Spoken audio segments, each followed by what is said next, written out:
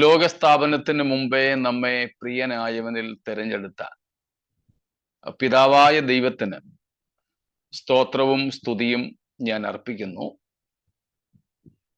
കൂടി വന്നിരിക്കുന്ന കർത്താവിന്റെ ദാസന്മാർക്കും ദൈവജനത്തിനും ക്രിസ്തുവേശുവിൽ വന്ദനങ്ങൾ. നമുക്കൊരുമിച്ച് പിന്നെയും വെളിപ്പാട് പുസ്തകത്തിന്റെ അധ്യയനത്തിനായി കൂടി വരുവാൻ ദൈവം അവസരത്തെ നൽകിയല്ലോ. നാം ഇപ്പോൾ ആയിരിക്കുന്നത് 2-3 അധ്യായങ്ങളിലാണ്. അതിൽ 3-ാം അധ്യായത്തിന്റെ അവസാന ഭാഗത്താണ് നമ്മൾ കഴിഞ്ഞ ചില ദിവസങ്ങളായിട്ട് പഠിച്ചുകൊണ്ടിരിക്കുന്നത്. നമ്മൾ പഠിക്കുന്നത് വെളിപ്പാട് പുസ്തകത്തിന്റെ ആ ഒരു ജസ്റ്റ് ഒരു വ്യാഖ്യാനം പറഞ്ഞു പോവുകയല്ല, അതിനോടനുബന്ധിച്ച് പ്രായോഗിക ക്രിസ്തീയ ജീവിതത്തിന് ഊന്നൽ കൊടുത്തുകൊണ്ടുള്ള ഒരു പഠനമാണ് നമ്മൾ നടത്തുന്നത്. അതുകൊണ്ട് വെളിപ്പാട് പുസ്തകത്തിന്റെ ഒരു കമന്ററി എന്ന നിലയിൽ മാത്രം ഈ ക്ലാസ് അല്ല. ഇനിയല്ല, നിങ്ങൾക്ക് അങ്ങനെ ഒരു കമന്ററി മതിയെങ്കിൽ അറിയിച്ചാൽ നമുക്ക് കുറെ കൂടി എളുപ്പത്തിൽ ആ എക്സാക്ട് ആ കമന്ററി മാത്രമായിട്ട് പോവുകയും ചെയ്യാം. ഇപ്പോഴത്തെ മെത്തേഡ് വേണോ മറ്റേ മെത്തേഡ് വേണോ? ചിലരൊക്കെ പുറത്തുള്ളവർ, നമ്മുടെ യൂട്യൂബിൽ ക്ലാസ്സുകൾ കേൾക്കുന്ന ചില ദൈവദാസന്മാർ എന്നോട് പറഞ്ഞു, ഇത് ഒത്തിരി വിശാലമായിട്ടാണ് പോകുന്നത്, ഒരു കമന്ററി ആയിട്ട് കൊടുക്കുകയാണെങ്കിൽ ഒരു റെഫറൻസ് ഗ്രന്ഥം പോലെ യൂസ് ചെയ്യാം എന്നൊരു സജഷൻ. നമ്മുടെ ബൈബിൾ ക്ലാസ് അറ്റൻഡ് ചെയ്യുന്നവരല്ല, എന്നാൽ ഓക്കെ. അപ്പൊ ഈ 2 മെത്തേഡുകൾ നമുക്ക് പോകാം. അപ്പം ഇടയ്ക്ക് ഇതിനു മുമ്പ് ഞാൻ നിങ്ങളോട് ചോദിച്ചിരുന്നു, അന്നേരവും നിങ്ങളിൽ നിന്ന് എനിക്ക് കിട്ടിയ പ്രതികരണം ഇപ്പോഴത്തെ മെത്തേഡ് മതി എന്നാണ്.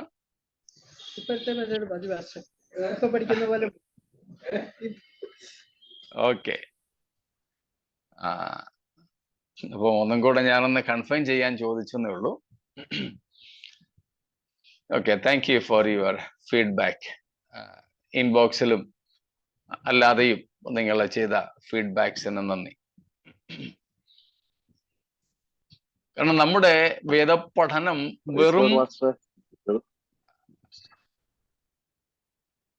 ഇപ്പോഴത്തെ ഇതിൽ തന്നെ പോകുന്ന അവസ്ഥ നല്ലത്. ഞങ്ങൾ പഠിക്കാൻ അറിയത്തില്ല. ശരി ശരി ശരി സിനു ബ്രദറെ, താങ്ക് യു.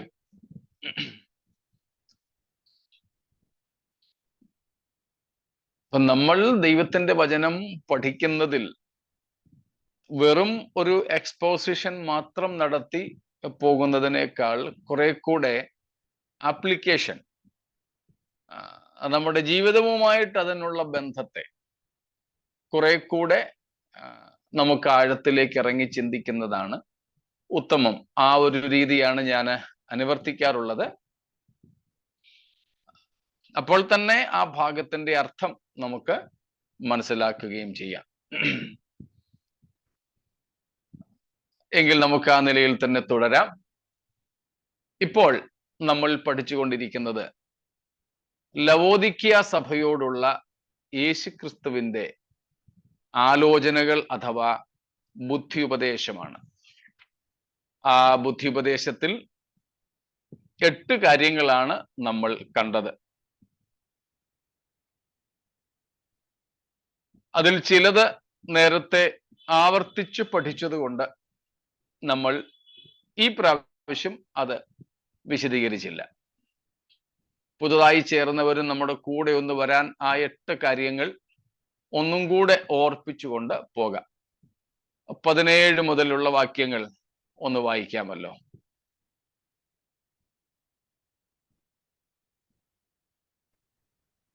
ഞാൻ ധനവാൻ, സമ്പന്നൻ ആയിരിക്കുന്നു, എനിക്ക് ഒന്നിനും മുട്ടില്ല എന്ന് പറഞ്ഞുകൊണ്ട് നീ നിർഭാഗ്യനും അരിഷ്ടനും ദരിദ്രനും കുരുടനും നഗ്നനും എന്ന് അറിയാതിരിക്കാൻ നീ സമ്പന്നൻ ആകേണ്ടതിന് തീയിൽ ഊതിക്കഴിച്ച പൊന്നും നിന്റെ നഗ്നതയുടെ ലജ്ജ വെളിവാകാതവണ്ണം ധരിക്കേണ്ടതിന് വെള്ളയുടുപ്പും നിനക്ക് കാഴ്ച ലഭിക്കേണ്ടതിന് കണ്ണിലെഴുതുവാൻ ലേപവും എന്നോട് വിലയ്ക്ക് വാങ്ങുവാൻ ഞാൻ നിന്നോട് ബുദ്ധി പറയുന്നു. എനിക്ക് പ്രിയമുള്ളവരെയൊക്കെയും ഞാൻ ശാസിക്കുകയും ശിക്ഷിക്കുകയും ചെയ്യുന്നു. ആകയാൽ നീ ജാഗ്രതയുള്ളവനായിരിക്ക, മാനസാന്തരപ്പെടുക. ഞാൻ വാതിൽക്കൽ നിന്ന് മുട്ടുന്നു. ആരെങ്കിലും എന്റെ ശബ്ദം കേട്ട് വാതിൽ തുറന്നാൽ ഞാൻ അവന്റെ അടുക്കൽ ചെന്ന് അവനോടും അവൻ എന്നോടും കൂടെ അത്താഴം കഴിക്കും. സ്തോത്രം. ഈ ഭാഗങ്ങളിലാണ്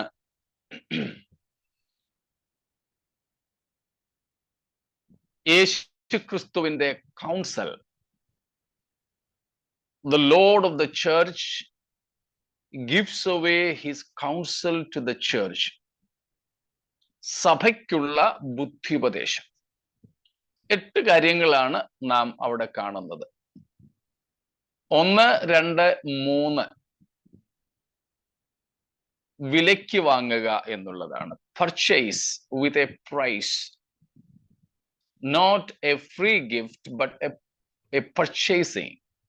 Purchase pure gold, white robe, and eye salve. ഇത് 3 വിലയ്ക്ക് വാങ്ങുക. 4-ാമത്തേത് കൂടൊന്നു പോരെ. The 4th counsel, ജാഗ്രതയുള്ളവനായി. in English, be zealous. ജാഗ്രതയുള്ളവനായിരിക്കുക. Stir up your love for the Lord. കർത്താവിനോടുള്ള സ്നേഹം ഒന്ന് ജ്വലിപ്പിക്കുക. 5-ാമത്തേത് repent, മാനസാന്തരപ്പെടുക. 6-ാമത്തേത്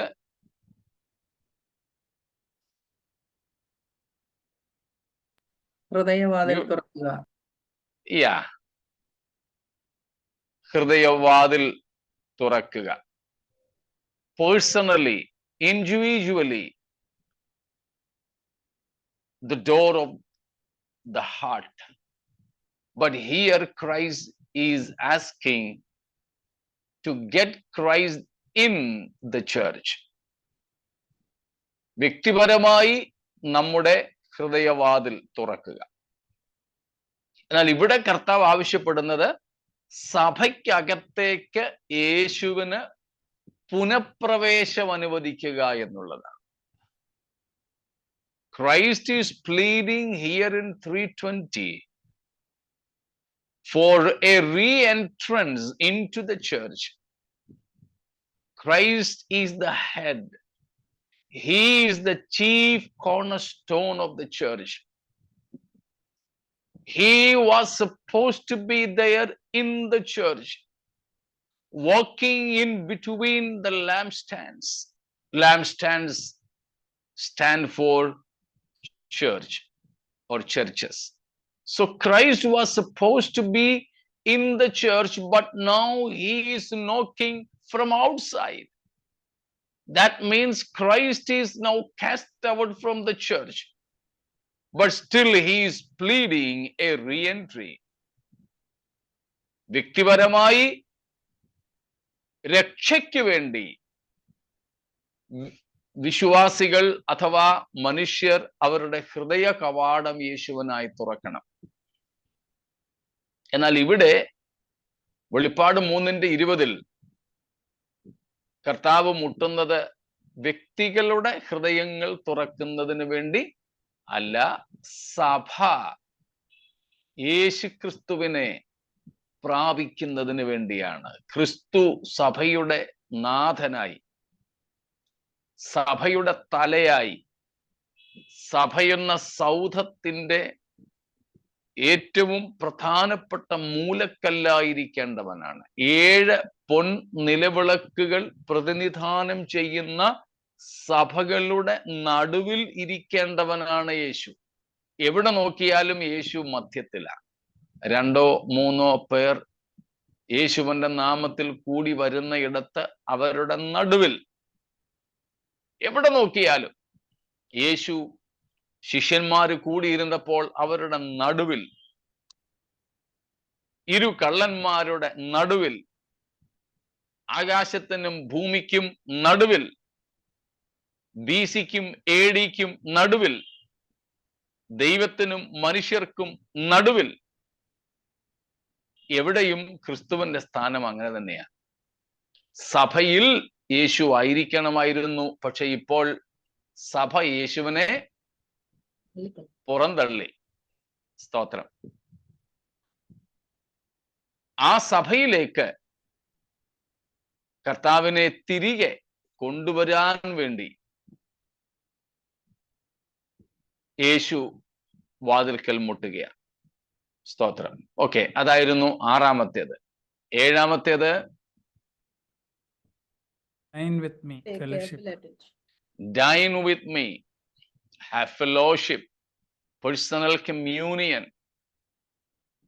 അകത്തു വന്ന് അവൻ എന്നോടും ഞാൻ അവനോടും കൂടെ അത്താഴം കഴിക്കും. ഭക്ഷണം കഴിക്കുന്നതല്ല അവിടുത്തെ വിഷയം, ഫെലോഷിപ്പ് ആണ്. ഫെലോഷിപ്പ് ആണ്. സ്തോത്രം. വെറും ആഹാരം അല്ല. നാമുമൊക്കെ പൊതുവെ ചർച്ചകളിൽ ആഹാരമുള്ള സമയത്ത് പറയുന്ന പേര്, ചിലര് ലവ് ഫീസ്റ്റ് എന്ന് പറയും, ചിലര് ഫെലോഷിപ്പ് മീറ്റ് എന്ന് പറയും. ഫെലോഷിപ്പ് മീറ്റ് അല്ലെങ്കിൽ ഫെലോഷിപ്പ് മീൽ.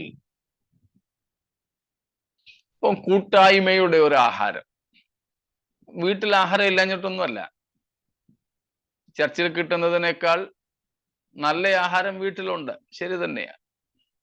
പക്ഷേ കഞ്ഞിയും പയറും ആണെങ്കിലും, കഞ്ഞി അച്ചാറും ആണെങ്കിലും, അല്ലെങ്കിൽ വെറും ദാലും ചോറും മാത്രമാണെങ്കിലും, അത് ഒരു കൂട്ടായ്മയുടെ പരസ്പര ബന്ധത്തിന്റെ ഒരു സംഗതിയാണ്. ആ ഭക്ഷണം നിഷേധിക്കുന്നതിലൂടെ കൂട്ടായ്മയാണ് നിഷേധിക്കുന്നത്, സ്നേഹ കൂട്ടായ്മയാണ് നിഷേധിക്കുന്നത്. ഇപ്പൊ സഭകളിൽ സാധാരണ ഭക്ഷണം വയ്ക്കുന്നത് ഈ ഒരു കാര്യത്തിന് വേണ്ടിയാണ്. പക്ഷെ അന്നേരവും നമ്മൾ പലരും ചെയ്യുന്നത്, കൂട്ടുകാരെല്ലാരും കൂടെ ഒരുമിച്ചിരിക്കും,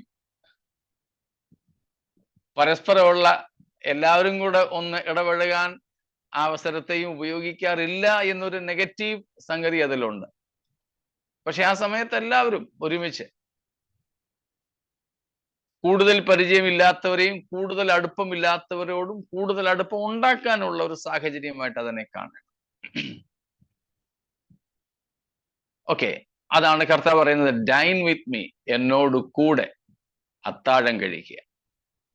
എട്ടാമതായി നാം ചിന്തിച്ചത്, ഇന്നലെ നാം പഠിച്ചതായിരുന്നു, ലിസൺ ടു ഹിസ് വോയിസ്. എന്റെ ശബ്ദം കേട്ട്, എന്റെ ശബ്ദം കേട്ട്, കർത്താവിന്റെ ശബ്ദം കേൾക്കുക. സ്തോത്രം. നമ്മൾ ഭയങ്കര തിരക്കുള്ളവരാ. ഒത്തിരി ശബ്ദങ്ങൾ നമ്മുടെ കാതുകളിൽ അലയടിക്കാറുണ്ട്. പക്ഷേ അതിൻ്റെ എല്ലാം നടുവിലും എന്തു വേണം?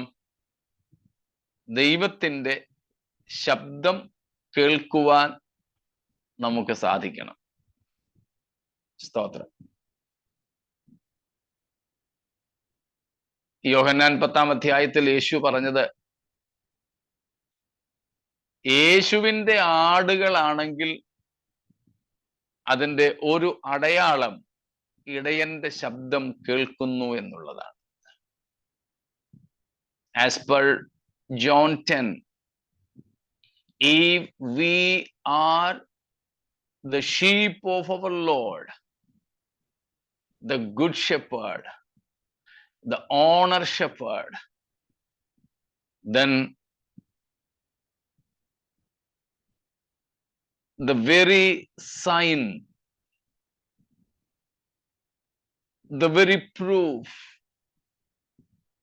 of our belongingness to this good shepherd is we listen to his voice. My sheep hear my voice. They hear, they discern, they follow, they obey his voice. നല്ല ഇടയനായ യേശുവിൻ്റെ ആടുകൾക്കുള്ള പ്രത്യേകത, അവർ ഇടയന്റെ ശബ്ദം കേൾക്കും, ഇടയന്റെ ശബ്ദം തിരിച്ചറിയും, ഇടയന്റെ ശബ്ദത്തെ അനുഗമിക്കും, ഇടയന്റെ ശബ്ദത്തെ അനുസരിക്കും. 4 കാര്യങ്ങൾ: കേൾക്കും, തിരിച്ചറിയും, അനുഗമിക്കും, അനുസരിക്കും. സ്തോത്രം. ഇത് 4 ഉണ്ടാവണം.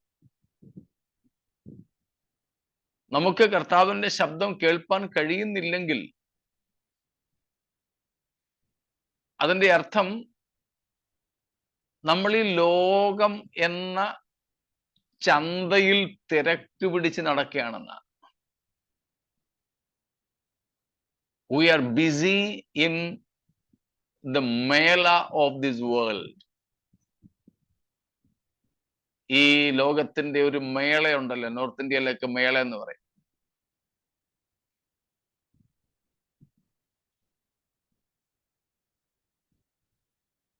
ഉത്സവം.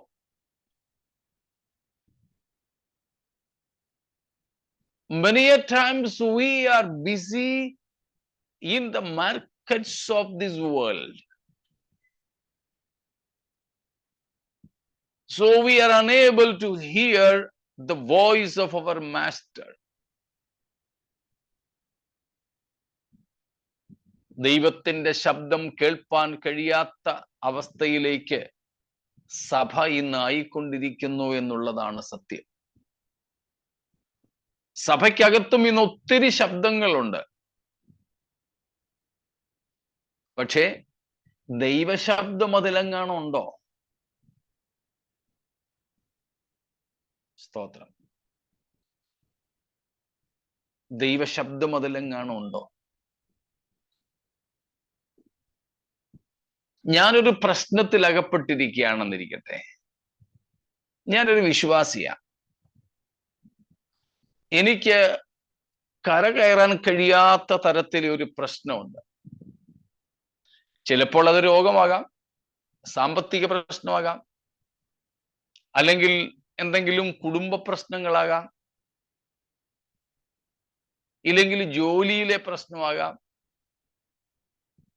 ഇല്ലെങ്കിൽ മക്കളുടെ വിവാഹം നടക്കാത്തതാകാം, അല്ലെങ്കിൽ അവരുടെ അഡ്മിഷനോ പഠിത്തവുമായി ബന്ധപ്പെട്ടതാകാം. ഇങ്ങനെ എന്തൊരു പ്രശ്നത്തിലും ഞാൻ അകപ്പെട്ടിരിക്കുക. അപ്പോൾ എൻ്റെ അടുക്കൽ ദൈവം ഒരുത്തനെ അയച്ചാൽ എന്നോട് ആദ്യം പറയുന്നത് ഈ പ്രശ്നത്തിന് കാരണം എന്താണെന്ന്.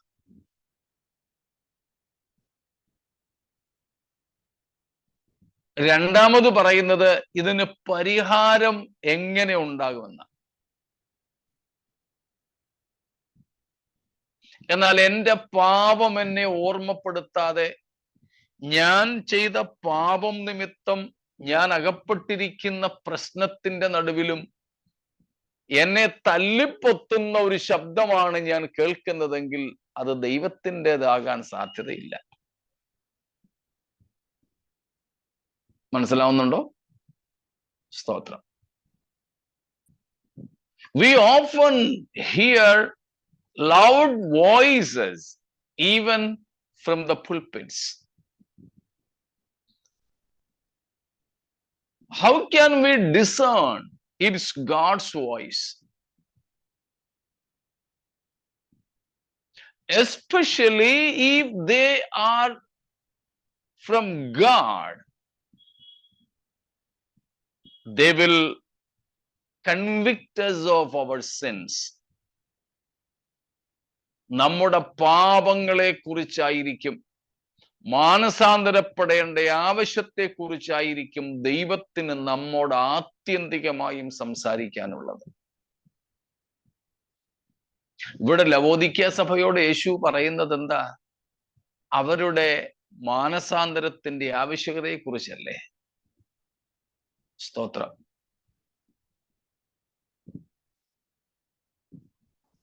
അപ്പോൾ ദൈവശബ്ദം നമുക്ക് എങ്ങനെ കേൾക്കാൻ കഴിയുമെന്നായിരുന്നു ഇന്നലത്തെ ചോദ്യവും. നാം അതിനുവേണ്ടി അല്പസമയം ഒന്ന് മാറ്റിവെക്കണം.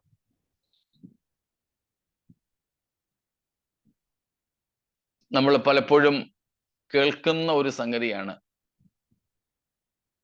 കളഞ്ഞുപോയ കഴുതയെ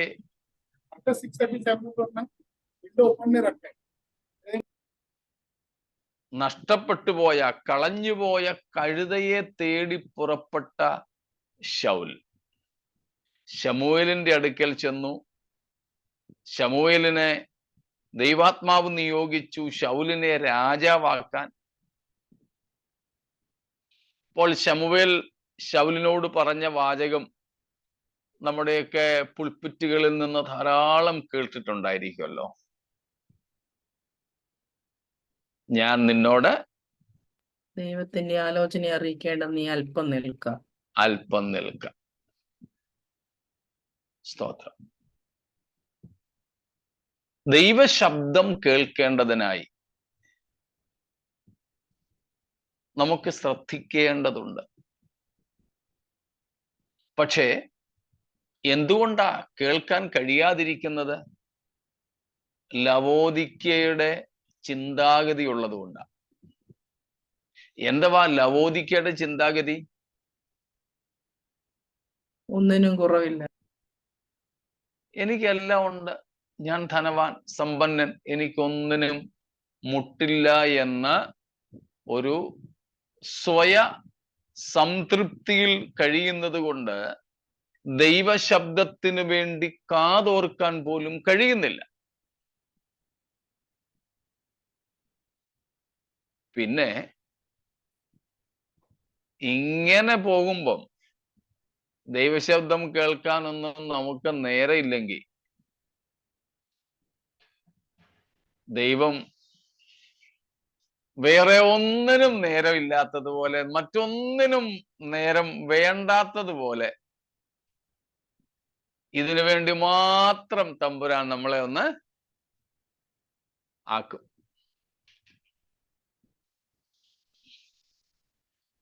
കേരളത്തിലെ റോമൻ കത്തോലിക്കയിലെ ഒരു കിഡ്നി അച്ഛനുണ്ട്, അറിയായിരിക്കുമല്ലോ നിങ്ങൾക്ക്. അദ്ദേഹത്തിന്റെ കിഡ്നി അദ്ദേഹം ആർക്കോ ട്രാൻസ്പ്ലാന്റ് ചെയ്യാൻ വേണ്ടി കൊടുത്തതാണ്. അതിനുശേഷം അദ്ദേഹം അവയവദാനത്തെക്കുറിച്ച് വളരെ വാചാലനായി പ്രസംഗിച്ച് പഠിപ്പിച്ചൊക്കെ നടക്കുന്ന ഒരു അച്ഛനാണ്. വളരെ തമാശ രൂപത്തിലൊക്കെ കാര്യങ്ങൾ അവതരിപ്പിക്കുന്ന ഒരു അച്ഛൻ. അമ്പലത്തിലും മസ്ജിദിലും ഒക്കെ പോയി അദ്ദേഹം പ്രസംഗിക്കാറുണ്ട്. ഇതാണ് വിഷയം: സാഹോദര്യ സ്നേഹവും അവയവങ്ങൾ പോലും മറ്റുള്ളവർക്ക് ദാനം ചെയ്യുക, മരിച്ച ശേഷമെങ്കിലും കൊടുക്കുക എന്നൊക്കെയുള്ള കാര്യങ്ങളാണ് പറയുന്നത്. അങ്ങനെ അദ്ദേഹത്തിന്റെ ഒരു പ്രസംഗത്തിൽ പറയുന്നത് കാര്യമാണ് ICUനെ കുറിച്ച്. ICU നിങ്ങൾ കേട്ടിട്ടുണ്ടായിരിക്കും. അദ്ദേഹം പറയാറുണ്ട്, മരിക്കുന്നതിന് മുമ്പ് എല്ലാവരും ഒന്ന് ICUയിൽ കയറണം. ICUവിന്റെ അർത്ഥം അദ്ദേഹം പറഞ്ഞത് ICU.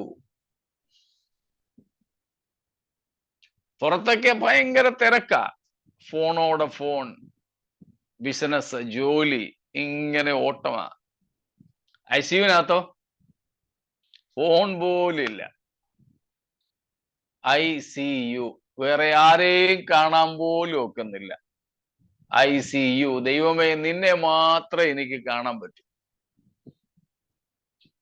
പലപ്പോഴും നമുക്ക് ദൈവശബ്ദത്തിന് വേണ്ടിയിട്ട് കാതോർക്കാൻ കഴിയുന്നില്ലെങ്കിൽ ദൈവശബ്ദം മാത്രം കേൾക്കാൻ കഴിയുന്ന അനുഭവങ്ങളിലേക്ക് ദൈവം നമ്മെ നയിച്ചേക്കും. ഒറ്റപ്പെടുത്തലുകളോ രോഗങ്ങളോ കഷ്ടങ്ങളോ ഒക്കെ ആകാം. അത് ഏതായാലും ഒന്ന് മാത്രമല്ല, അവിടെ കിടന്നുകൊണ്ടായാലും നമുക്ക് എന്ത് ചെയ്യാം? ദൈവശബ്ദം കേൾക്കാം. അത് വെച്ചാണ് 119 സങ്കീർത്തനക്കാരൻ പറഞ്ഞത്, ഞാൻ കഷ്ടതയിലാകുന്നതിന് മുമ്പേ തെറ്റിപ്പോയി. എന്നിട്ട് പറയുന്നു, ഞാൻ കഷ്ടതയിലായിരുന്നത് എനിക്ക് ഗുണമായി. എന്തിനു വേണ്ടി? നിന്റെ ചട്ടങ്ങൾ പഠിപ്പാൻ. സ്തോത്രം. അപ്പോൾ നമ്മളെ ഏതെങ്കിലുമൊക്കെ കഷ്ടങ്ങളിലേക്ക് തമ്പുരാൻ തള്ളിവിടുന്നത് അതുവരെയും നമ്മളോട് സംസാരിച്ചു കൊണ്ടിരുന്ന ദൈവശബ്ദത്തെ കേൾപ്പാനും, കേട്ടെങ്കിൽ ശ്രദ്ധിക്കുവാനും, ശ്രദ്ധിച്ചെങ്കിൽ തിരിച്ചറിയാനും, തിരിച്ചറിഞ്ഞെങ്കിൽ അനുസരിക്കാനും മനസ്സില്ലാതെ പോയതുകൊണ്ടാണ്.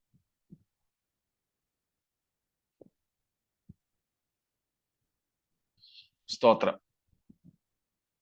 അതായിരുന്നു നാം ഇന്നലെ ഏറ്റവും ഒടുവിലായിട്ട് ചിന്തിച്ചുകൊണ്ടിരുന്നത്.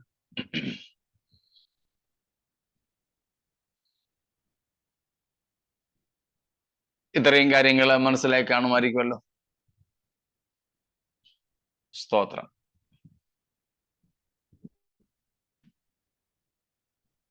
Of course, മോളെ, suffering is God's loudspeakers. Sometimes he may be whispering. If not, he will use these loudspeakers. But there are people, even after God using loudspeaker, they still don't hear, listen, discern, obey, and follow. That is very pathetic. ദൈവം നമ്മോട് ശാന്തമായി സംസാരിക്കും, നമ്മുടെ കാതുകളിൽ മന്ത്രിക്കും. ആ മന്ത്രണങ്ങൾ നാം കേൾക്കുന്നില്ലെങ്കിൽ ഉച്ചത്തിൽ നമ്മോട് സംസാരിക്കും.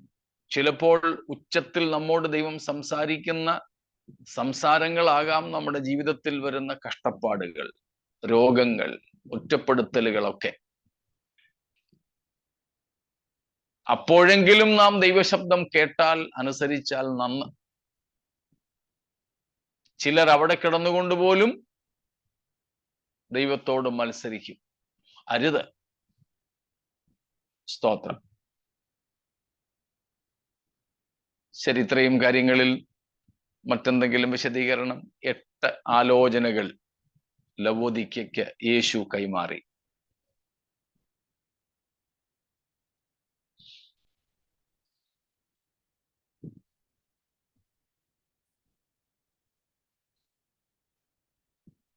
ഒന്നുമില്ല.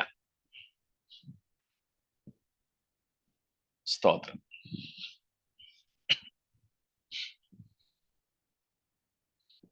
ഇവിടെ എങ്കിൽ അടുത്തത് നമുക്ക് കുറിക്കൊള്ളേണ്ടതായ, നമ്മൾ ശ്രദ്ധിക്കേണ്ടതായ മറ്റൊരു കാര്യം. എൻ്റെ ഹൃദയത്തെ ഇന്നലെ ഞാൻ ആ ഭാഗങ്ങളിലൂടെ കടന്നുപോയപ്പോൾ, ഇന്നലെയാണോ മിനിയാന്നാണോ എൻ്റെ ഹൃദയത്തെ സ്പർശിച്ച ഒരു സംഗതി.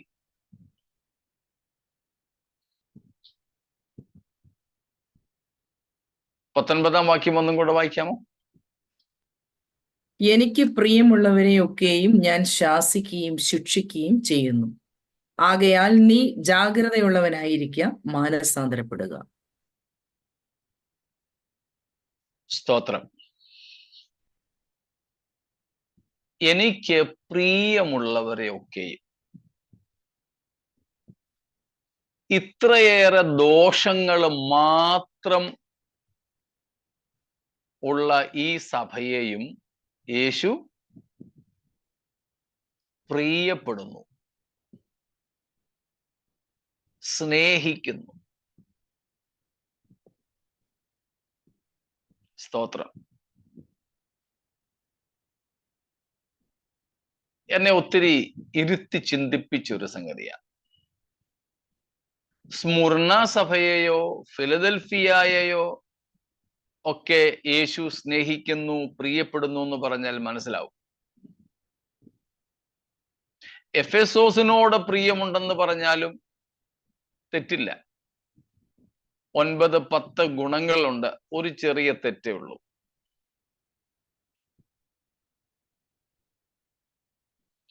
ഈവൻ സർദീസിനോടായാൽ പോലും ഉടുപ്പ് മലിനമാകാത്ത കുറെ പേരെങ്കിലും അവിടെ ഉണ്ട്.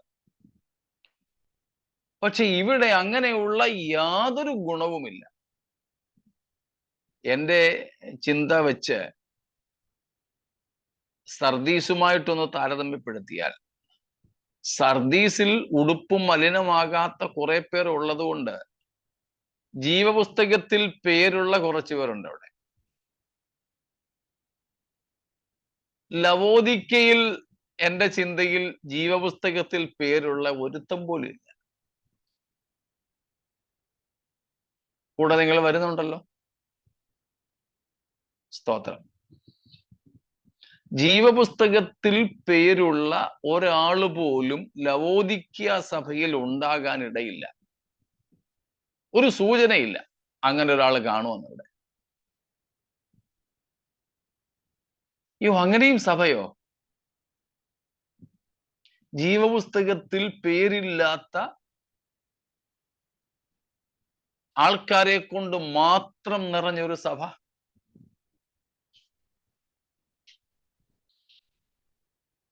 നമുക്ക് ചിന്തിക്കാൻ പ്രയാസമുള്ള കാര്യമല്ലേ?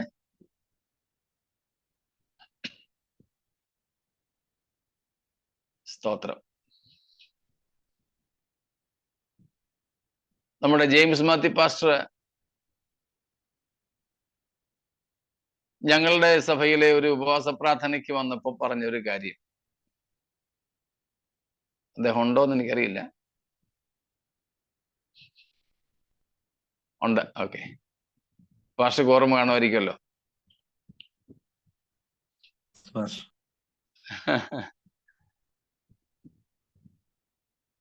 ജെയിംസ് മാത്യു പാസ്റ്റർ നേരത്തെ ശുശ്രൂഷിച്ച സ്ഥലപ്പേരൊന്നും ഞാൻ പറയുന്നില്ല. ഇതിനു മുമ്പ് ഇരുന്ന സ്ഥലത്ത് അദ്ദേഹം നാട്ടിലേക്ക് പോകാൻ ടിക്കറ്റൊക്കെ റിസർവേഷൻ ചെയ്തു. അതിന്റെ തൊട്ട് തലേ ദിവസം ഒരു മീറ്റിംഗ്, ഒരു യോഗം വീട്ടിൽ വെച്ചു. വീട്ടിലിരിക്കാൻ സ്ഥലമില്ലാത്തതുപോലെ ആളുകൂടി. ഭയങ്കര സന്തോഷം. പിറ്റേ ദിവസം തന്നെ അദ്ദേഹത്തിന് നാട്ടിലേക്ക് പോകണം. നാട്ടിൽ പോകാൻ മനസ്സ് വരുന്നില്ല. ആദ്യമായിട്ടാ തൻ്റെ പ്രവർത്തന സ്ഥലത്ത് ഇത്രയും ആള് കൂടിയത്. ആ സന്തോഷം കൊണ്ട് അദ്ദേഹത്തിന് പോകാൻ മനസ്സ് വരുന്നില്ല. അവിടെ തന്നെ നിന്നങ്ങ് പ്രവർത്തിക്കാൻ തോന്നി. എന്നാൽ പിറ്റേന്ന് പോയേ പറ്റൂ. ട്രെയിനിൽ കയറി പോകുമ്പോഴൊക്കെ മനസ്സ് ഒക്കെ ഇങ്ങനെ ഇവിടേക്കാ. അപ്പം കർത്താവ് അദ്ദേഹത്തോട് പറഞ്ഞെന്നാണ് അദ്ദേഹം ഞങ്ങളുടെ ചർച്ചിലെ ആ ദിവസങ്ങളിൽ നടന്നൊരു ഉപവാസ പ്രാർത്ഥന അദ്ദേഹം വന്നപ്പോൾ പറഞ്ഞത്. കർത്താവ് ചോദിച്ചു, എന്താ മോനെ നീ ഭയങ്കര എക്സൈറ്റഡ് ആയിരിക്കുന്നത്? അപ്പൊ പറഞ്ഞു ഇതുപോലെയൊക്കെയാ. അപ്പൊ ദൈവം പറഞ്ഞെന്ന്, മോനെ അവരാരും വന്നത് എന്നെ തേടി, എന്നെ കണ്ട്, എന്നെ സ്നേഹിച്ചുകൊണ്ടൊന്നും വന്നതല്ല. ആ നിലയിൽ പറഞ്ഞു വന്നപ്പോ അദ്ദേഹം മറ്റൊരു പാസ്റ്ററിന്റെ കാര്യം പറഞ്ഞു. വിദേശത്തുള്ള ഒരു പാസ്റ്റർ, മുമ്പേ നമ്മൾ പറഞ്ഞതുപോലെ ഹോസ്പിറ്റലില് അഡ്മിറ്റാ. 5000 പേര് കൂടുന്ന ഒരു സഭയുടെ പാസ്റ്റർ. ആദ്യമായിട്ടാണ് അദ്ദേഹം സഭായോഗത്തിൽ ഇല്ലാതിരിക്കുന്നത്. അന്ന് അദ്ദേഹം വളരെ ഉദാസീനനായി കാണപ്പെട്ടു. അദ്ദേഹത്തോട് ദൈവം ചോദിച്ചു അത്രേ, എന്താ മോനെ ഒരു വല്ലാത്ത പ്രയാസം?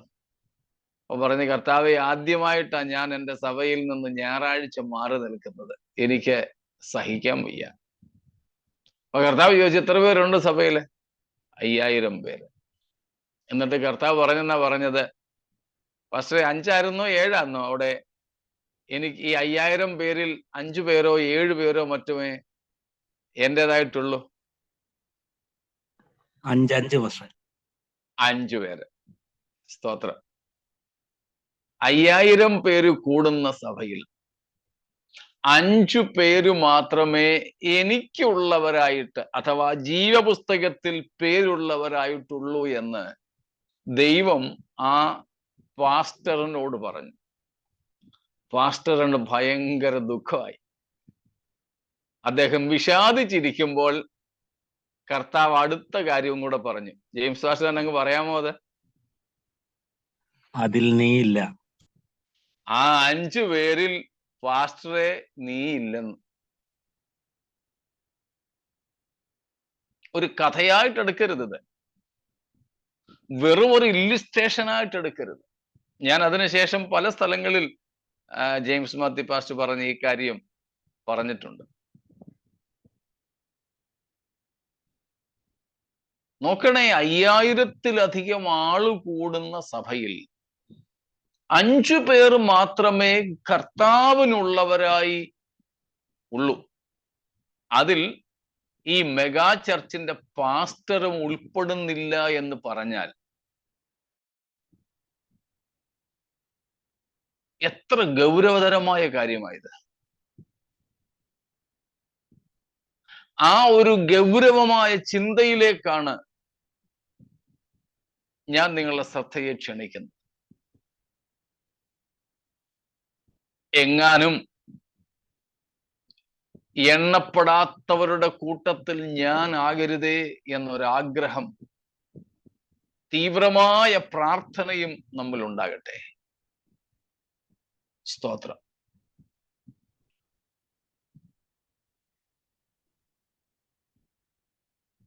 അപ്പോൾ ഇവിടെ അതേപോലെ തന്നെ ലവോദിക്കയിൽ ജീവപുസ്തകത്തിൽ പേരുള്ള ഒരാൾ പോലും ഇല്ലാതിരിക്കാനാണ് സാധ്യത. കാരണം ഒരു ഗുണവും കർത്താവിന് പറയാനില്ല. സഭയെ ഒരു തരത്തിലും ഒന്ന് അനുമോദിക്കാനില്ല. കുറ്റം മാത്രമാണ് യേശു പറഞ്ഞിരിക്കുന്നത്. അപ്പോൾ ജീവപുസ്തകത്തിൽ പേരില്ലാത്തവരാണ് ഇവരെല്ലാവരും. എങ്കിലും യേശു പറയുന്നു 19-ാമത്തെ വാക്യത്തിൽ, കർത്താവിന് ഈ സഭയോടും പ്രിയമാണ്. സ്തോത്രം. ഇംഗ്ലീഷിൽ ലവ് എന്നായിരിക്കും അല്ലേ? അതെ. ലവ്. whom Christ loves. കർത്താവ് സ്നേഹിക്കുന്നവരെ എന്നേ അർത്ഥം. പ്രിയപ്പെടുക, പ്രിയമുള്ളവരാകുക. It's an affectionate love. അപ്പോൾ ദൈവസ്നേഹത്തിന്റെ പല തലങ്ങളുണ്ട് കേട്ടോ. സ്തോത്രം. dearly and tenderly. ദൈവസ്നേഹത്തിന്റെ വിവിധ തലങ്ങളുണ്ട്. ഒന്നാമത്തെ തലം നമുക്ക് യോഹന്നാൻ 3:16 കാണാൻ പറ്റുന്നത്. നമുക്കതറിയാം. സ്തോത്രം.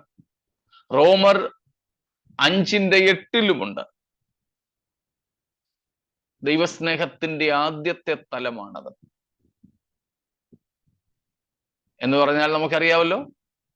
റോമർ 5:8 വേണമെങ്കിലൊന്ന് വായിച്ചോളൂ. റോമൻസ് 5:8. ക്രിസ്തുവോ നാം പാപികൾ ആയിരിക്കുമ്പോൾ തന്നെ നമുക്ക് വേണ്ടി മരിക്കിയാൽ ദൈവം തനിക്ക് നമ്മോടുള്ള സ്നേഹത്തെ പ്രദർശിപ്പിക്കുന്നു. സ്തോത്രം. അപ്പോൾ ദൈവസ്നേഹം നമുക്ക് വേണ്ടി ആദ്യമുണ്ടായത്. കഴിഞ്ഞകാല നിത്യതയിൽ കർത്താവ് നമ്മെ സ്നേഹിച്ചു, നമ്മൾ ഇല്ലാതിരുന്നപ്പോൾ തന്നെ. ഞാൻ ആ ഭാഗങ്ങളിലേക്കൊന്നും പോകുന്നില്ല. ഇതുമായി ബന്ധപ്പെട്ട 2 കാര്യം മാത്രമേ പറയുന്നുള്ളൂ. ദൈവം നമ്മെ സ്നേഹിച്ചത് ആദ്യം നാം പാപികൾ ആയിരിക്കുമ്പോഴായിരുന്നു. അതിനു മുമ്പ് സ്നേഹിച്ചു, നമ്മൾ ഇല്ലാതിരുന്നപ്പോൾ. അവിടേക്ക് അതിൻ്റെ ഒരു പഠനമല്ല നമ്മൾ നടത്തുന്നത്. നമുക്കിപ്പോൾ വേണ്ടത് മാത്രമേ എടുക്കുന്നുള്ളൂ. So God's love was initiated while we were still sinners. God's love that loves raw sinners. Raw sinner.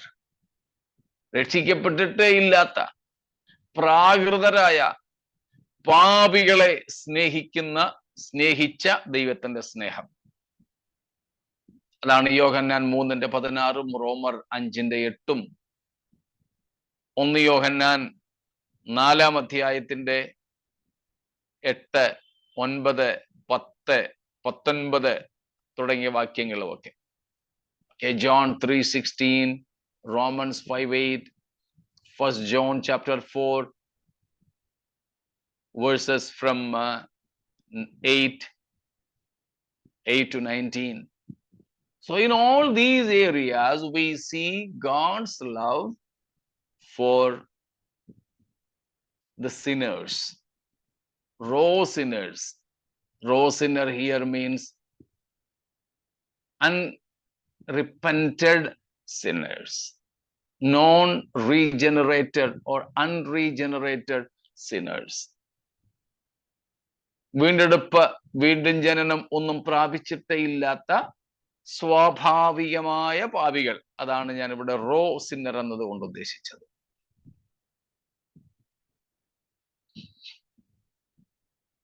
എന്നാൽ ഇവിടെ ലവോദിക്കിയ സഭയിൽ യേശു സ്നേഹിക്കുന്നത് ആരെയാണ്? പിന്മാറ്റക്കാരെയാണ്. ഇവരെ റോ സിന്നർ എന്ന് വിളിക്കാൻ പറ്റില്ല. പച്ചപ്പാപികളാണ് മറ്റേത്. ഇവരോ പിന്മാറ്റക്കാരായ പാപികളാണ്. ദൈവസ്നേഹം അറിഞ്ഞവരാണ്, വീണ്ടെടുപ്പ് പ്രാപിച്ചവരായിരുന്നു, വീണ്ടും ജനിച്ചവരായിരുന്നു, കർത്താവിന്റെ സ്നേഹം രുചിച്ചവരായിരുന്നു. അവർ പിന്മാറിപ്പോയിട്ടും ഇപ്പോഴും കർത്താവ് അവരെ സ്നേഹിക്കുന്നു. ഈ ഒന്നാമത്തെയും രണ്ടാമത്തെയും സ്നേഹം നമ്മൾ കണക്കാക്കിയാൽ ഒരു കാര്യം ഉറപ്പാണ്. ദൈവം ഒരുത്തനെ സ്നേഹിക്കുന്നത് അവന്റെ നന്മ കൊണ്ടല്ല. സ്നേഹത്തിന് കാരണം ഉള്ളതിനേക്കാൾ ദൈവസ്നേഹത്തിന് ഉദ്ദേശമാണുള്ളത്.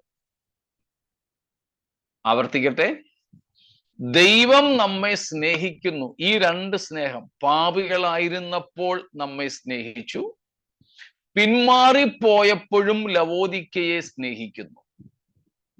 ഈ സ്നേഹം നമ്മെ പഠിപ്പിക്കുന്ന പാഠം, ദൈവം നമ്മെ സ്നേഹിക്കുന്നത് നമ്മിലെ എന്തെങ്കിലും ഗുണം കൊണ്ടല്ല. ദൈവം നമ്മെ പ്രിയപ്പെടുന്നു, സ്നേഹിക്കുന്നു എന്നതുകൊണ്ട് കോളർ പിടിക്കാനും ഇല്ല, അഭിമാനിക്കുവാനൊന്നുമില്ല, അഹങ്കരിക്കുവാനൊന്നുമില്ല. കാരണം ദൈവം നമ്മെ സ്നേഹിച്ചതിന് കാരണങ്ങളൊന്നുമില്ലായിരുന്നു, പകരം ഉദ്ദേശമാണ് ഉണ്ടായിരുന്നത്. സ്തോത്രം. From these experiences, we can conclude that God's love may not have a reason to love us. But of course, if God loves us, we are the vessels of the love of God. That means God has a definite purpose in our lives. That's why He loves. Praise God. അതുകൊണ്ടാണ് യോഹന്നാൻ 3:16 ഞാൻ പ്രസംഗിക്കുമ്പോൾ പറയാറുണ്ട്, സ്തോത്രം, തന്നുകൊണ്ടും തരാൻ വേണ്ടിയും സ്നേഹിച്ച സ്നേഹമാണത്.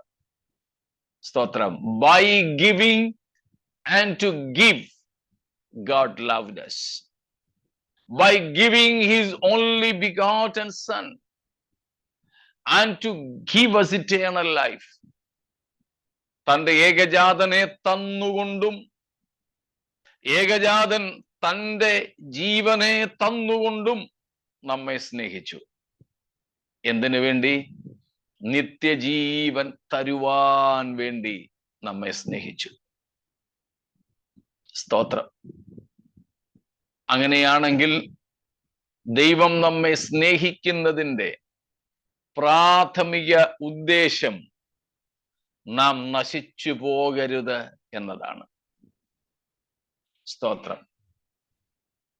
So the primary purpose of the love of God is that we may not be perished.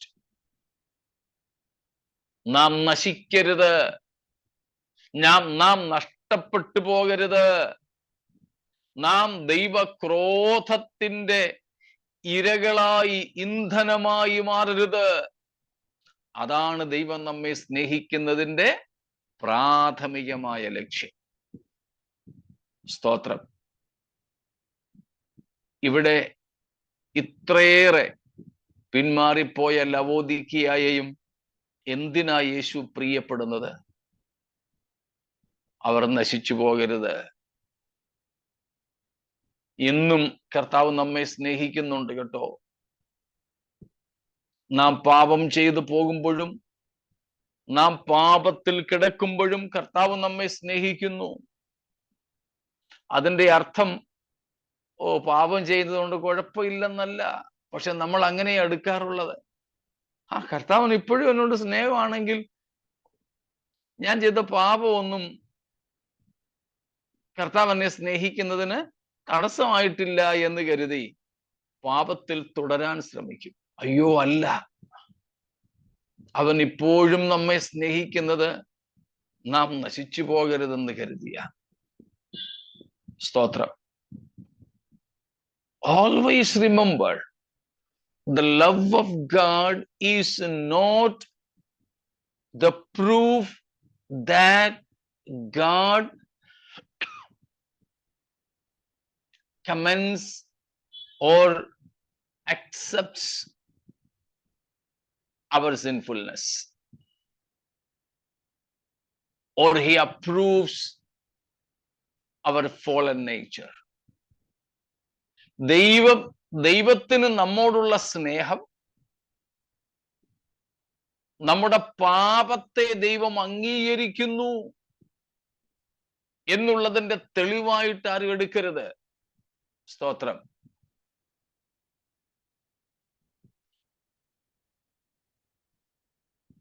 മനസ്സിലാവുന്നുണ്ടോ? ഞാൻ പാപത്തിൽ കിടന്നപ്പോഴാണ് ദൈവം എന്നെ സ്നേഹിച്ചത്. ശരിയാ. അതിന്റെ അർത്ഥം എനിക്ക് പാപത്തിൽ തുടരാം എന്നല്ല. It's very true that God loved me when I was dipped in, I was immersed in, I was drowning in sins. It's true. When he loved me, I was just drowning in sins.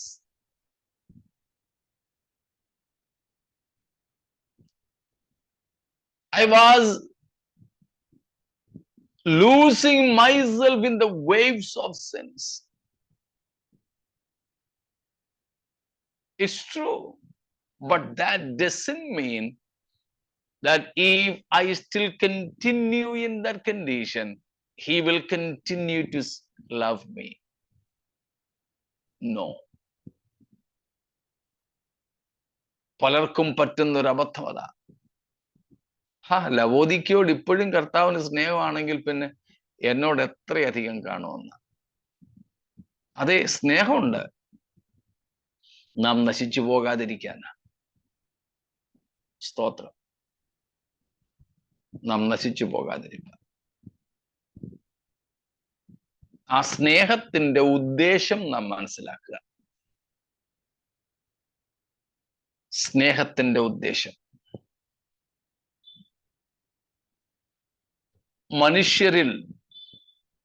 മനുഷ്യരിൽ ഏറ്റവും വലിയ പാപിയായിരുന്നവനാണ് യൂദാ ഇസ്കറിയോത്താവ്. പക്ഷേ അവനെ പോലും നമ്മുടെ കർത്താവ്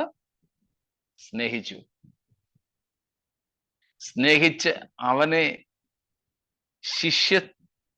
വൃന്ദത്തിലേക്ക് തെരഞ്ഞെടുത്തു. ശിഷ്യന്മാരിൽ നിന്നും അപ്പോസ്തലത്വത്തിലേക്ക് തെരഞ്ഞെടുത്തു. ഖജാൻജിയാക്കി, അവനെ ട്രഷററാക്കി. ജീസസ് മൂവ്മെന്റിന്റെ, അങ്ങനെയാ പഠിക്കുന്നത്, ജീസസ് മൂവ്മെന്റ്. അതിന്റെ ട്രഷററായിട്ട് ഇവനെ ആക്കി. ഈ പാശ്ചാത്യ സഭകളിലൊക്കെ സെക്രട്ടറിമാർക്ക് വലിയ സ്ഥാനമൊന്നുമില്ല. നമ്മളിവിടെയൊക്കെ സെക്രട്ടറി എന്ന് പറഞ്ഞാൽ വലിയ പുള്ളിയാ. അവർക്ക് സെക്രട്ടറി അല്ല, ട്രഷററാണ് ഈ വെസ്റ്റേൺ ഇതിലൊക്കെ പ്രധാനപ്പെട്ട പോസ്റ്റ്. നമ്മുടെയൊക്കെ സഭകളിൽ സെക്രട്ടറിമാരാ.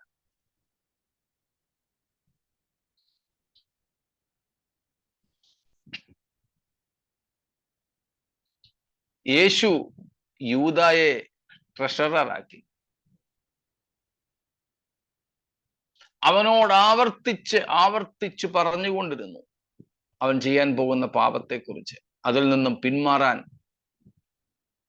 അതിൽ നിന്നും മാനസാന്തരപ്പെടാൻ കർത്താവ് അവനെ ബുദ്ധി ഉപദേശിച്ചു കൊണ്ടിരുന്നു. എന്തിനാ യൂദായെ കർത്താവ് തിരഞ്ഞെടുത്തതും സ്നേഹിച്ചതും ഒക്കെ? അവന്റെ നൽപ്പ് കൊണ്ടാണോ, നന്മ കൊണ്ടാണോ? അല്ല. അത്രയേറെ തിന്മ അവനിൽ ഉണ്ടായിരുന്നിട്ടും, അതെല്ലാം തിരിച്ചറിഞ്ഞിട്ടും കർത്താവ് അവനെ അപ്പോഴും സ്നേഹിച്ചത് ഈ സ്നേഹം കൊണ്ടെങ്കിലും അവൻ മാനസാന്തരപ്പെട്ടോട്ടെ എന്ന് കരുതിയ. സ്തോത്രം. നമ്മയും കർത്താവ് സ്നേഹിക്കുന്നു. കർത്താവെ, അങ്ങേക്ക് എന്നെ സ്നേഹിപ്പാൻ എന്നിൽ യാതൊന്നുമില്ല. പക്ഷെ അങ്ങനെ സ്നേഹിക്കുന്നത് ഞാൻ നശിച്ചു പോകാതിരിക്കാനും, ഞാൻ വിശുദ്ധിയിൽ വളരാനും, ഞാൻ ദൈവാനുരൂപനാകാനും ഒക്കെ ആണല്ലോ എന്ന തിരിച്ചറിവോടെ നമ്മുടെ കർത്താവിനെ നമുക്ക് സ്നേഹിക്കുവാൻ ഈ രാത്രിയിൽ നമ്മെ തന്നെ സമർപ്പിക്കാം. സ്തോത്രം.